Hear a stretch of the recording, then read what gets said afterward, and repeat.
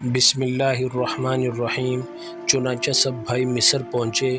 حضرت یوسف علیہ السلام سے سب بھائیوں نے ملاقات کی اور کہا کہ اس سفر میں ہم لوگ بنیامین کو بھی ساتھ لائے ہیں۔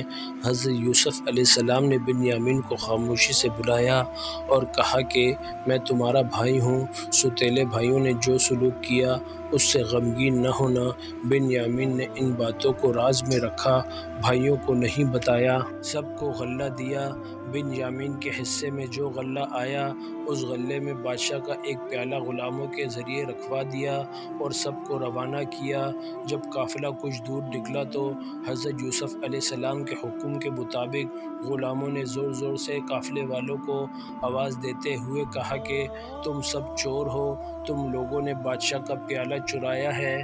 ان لوگوں نے کہا کہ ہم چور نہیں ہیں، ہم نے کوئی چیز چرائی نہیں ہے، ہم قسم کھانے کے لیے تیار ہیں۔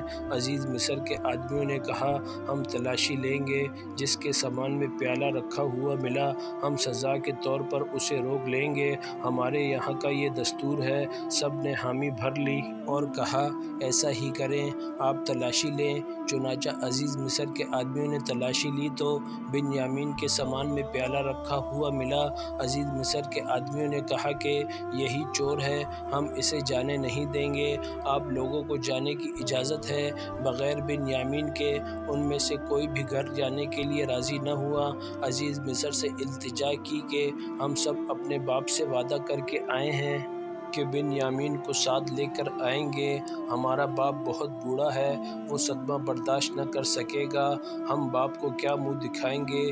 بنیامین کے بدلے ہم میں سے کوئی بھی رکنے کے لیے تیار ہے، بنیامین کے قصور کی سزا ہم بھگتیں گے۔ حضرت یوسف علیہ السلام نے فرمایا ایسا کیوں کر ممکن ہے؟ جرم کوئی اور کرے، سزا کسی اور کو ملے، سزا تو صرف اسے ہی ملے گی جو قصوروار ہے۔ اگر ہم بے گناہ کو پکڑیں گے تو ہم ظالموں میں شمار ہوں گے۔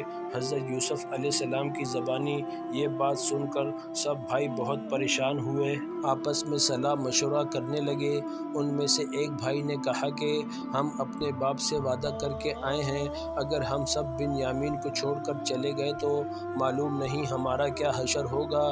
ہم سب جانتے ہیں کہ ہم نے یوسف علیہ السلام کے ساتھ کیا سلوک کیا۔ ان میں سے بڑے بھائی نے کہا کہ میں اس وقت تک واپس نہیں جاؤں گا جب تک کہ بنیامین کو اپنے ساتھ نہ لے لوں، یا ہمارے باپ ہمیں حکم نہ دیں، یا اللہ تعالیٰ کوئی آسانی پیدا کر دے۔ تم لوگ جاؤ اور باپ سے سارا ماجرا بیان کرو اور کہو کہ ہمارا کوئی قصور نہیں ہے، بنیامین چور نکلا، غیب کا حال اللہ ہی جانتا ہے۔ یہ لوگ واپس لوٹ گئے اور باپ سے چوری کا واقعہ بیان کیا اور بنیامین کو چور ٹھہرایا۔ ان کی بات سن کر باپ نے کہا کہ تم لوگ جو کچھ کہہ رہے ہو یہ بناوٹی بات معلوم ہوتی ہے، اللہ ہی بہتر جانتا ہے۔ میں صبر کر رہا ہوں، میں پہلے ہی یوسف کے غم میں مبتلا تھا، اب بنیامین کے غم نے تو مجھے اور بھی بے حال کر دیا ہے۔ باپ نے بیٹوں سے کہا جاؤ یوسف اور اس کے بھائی کو تلاش کرو، اللہ کی ذات سے نا امید نہ ہونا، نا امیدی کفر ہے۔ باپ کے کہنے پر پھر یہ لوگ مصر پہنچے اور عزیز مصر سے ملاقات کی اور کہا اے عزیز مصر، ہم سب بہت پریشان ہیں، باپ نابینا ہو چکے ہیں، جو کچھ ہمارے پاس پونجی تھی وہ ہم لے آئے ہیں، ہمیں غلہ دے دیجیے۔ حضرت یوسف علیہ السلام نے گھر والوں کی پریشانی سنی تو بے چین ہو گئے اور کہا تم لوگوں نے یوسف اور اس کے بھائی کے ساتھ کیسا برتاؤ کیا، یہ سب تمہاری نادانی اور جہالت کے سبب ہوا۔ بھائیوں نے یہ سنا تو چونک پڑے اور کہا کہ کیا آپ ہی یوسف ہیں؟ انہوں نے جواب دیا تم ٹھیک کہتے ہو، میں یوسف ہوں اور یہ میرا بھائی ہے، اللہ نے مجھے مرتبہ دیا اور مجھ پر رحم کیا، وہ سب سے بڑا رحم والا ہے، جو مصیبت میں صبر کرتا ہے اللہ اس کا ساتھ دیتا ہے۔ بھائیوں نے کہا ہم لوگوں سے بہت بڑی غلطی ہو گئی ہے، اللہ نے آپ کو بہت بڑا مرتبہ دیا ہے، ہم اس کے لیے شرمندہ ہیں۔ حضرت یوسف علیہ السلام نے جواب دیا میں تم سب کو معاف کرتا ہوں، میں بدلہ نہیں لیتا، اللہ بڑا رحیم اور کریم ہے، اللہ تعالیٰ ہی سب سے بڑا معاف کرنے والا ہے۔ آپ نے فرمایا میرا جامہ لے جاؤ، باپ سے میرا سلام کہنا اور میرا جامہ باپ کے سر پر رکھ دینا، اللہ ان کی بینائی واپس لوٹا دے گا۔ بادشاہ نے سلطنت کے انتظام کے لیے مجھے پورا اختیار دیا ہے۔ بادشاہ کے بعد میں ہی حاکم ہوں۔ میں حکم دیتا ہوں کہ تم سب چلے آؤ اور میرے ساتھ رہو۔ حضرت یعقوب علیہ السلام کے بیٹے مصر سے روانہ ہو گئے۔ یہ سفر طے کر رہے تھے کہ حضرت یعقوب علیہ السلام نے لوگوں سے کہا کہ مجھے یوسف کی خوشبو آ رہی ہے، مجھے یقین ہے کہ میرا یوسف مجھے مل جائے گا۔ تم لوگ یہ سمجھ رہے ہوگے کہ میں بڑھاپے کی وجہ سے بہکی باتیں کر رہا ہوں۔ لوگوں نے حضرت یعقوب علیہ السلام کی باتیں سن کر کہا، یہ سب آپ کا وہم ہے، آپ کے دل میں یوسف بسا ہوا ہے، یہی وجہ ہے کہ آپ کے دل میں خیالات پیدا ہو رہے ہیں۔ لوگوں نے حضرت یعقوب علیہ السلام کی باتوں پر توجہ نہ دی۔ جب قافلہ نزدیک پہنچا تو آپ نے فرمایا، اب مجھے خوشخبری ملنے والی ہے۔ جب یعقوب علیہ السلام کے بیٹے گھر پہنچے تو یوسف کا دیا ہوا جامہ باپ کے سر پر ڈالا تو آنکھیں روشن ہو گئی۔ حضرت یعقوب علیہ السلام اپنی آنکھوں سے سب کو دیکھنے لگے۔ بیٹوں نے یوسف کے بارے میں تمام باتیں باپ کو بتلا دی۔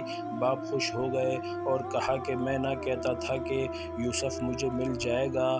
اللہ نے ان باتوں کا علم مجھے دیا ہے جو تم نہیں جانتے ہو۔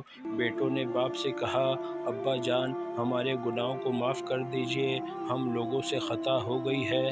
حضرت یعقوب نے تسلی دیتے ہوئے کہا، اے میرے بیٹو، میں اپنے رب سے تمہارے گناہ بخشواؤں گا، وہ سب سے بڑا بخشنے والا ہے۔ حضرت یعقوب علیہ السلام اپنے بیٹوں کے ہمراہ مصر پہنچے۔ حضرت یوسف علیہ السلام نے اپنے گھر والوں کا استقبال کیا، اپنے ماں باپ کو عزت کے ساتھ اپنے بازو میں تخت پر بٹھایا۔ حضرت یوسف علیہ السلام مصر کے حکمران تھے۔ سب بھائی یوسف علیہ السلام کے سامنے جھک گئے۔ حضرت یوسف علیہ السلام نے اپنے باپ سے کہا، اے میرے ابا جان، میں نے جو خواب دیکھا تھا اللہ نے سچ کر دکھایا، مجھے قید خانے سے نکالا، مجھے حکمرانی دی، یہ اللہ کا سب سے بڑا احسان ہے۔ شیطان نے بھائیوں میں پھوٹ پیدا کر دی تھی، دلوں میں بغض و کینہ پیدا کر دیا تھا، لیکن اللہ نے ہم سب پر رحم کیا، ہم سب مل گئے۔ حضرت یوسف علیہ السلام نے اللہ سے دعا کی اور فرمایا، اے میرے پروردگار، تو نے وہ باتیں مجھے سکھائی جو میں نہیں جانتا تھا۔ اے زمین و آسمان کے پیدا کرنے والے، تو ہی سب سے بڑا کارساز ہے۔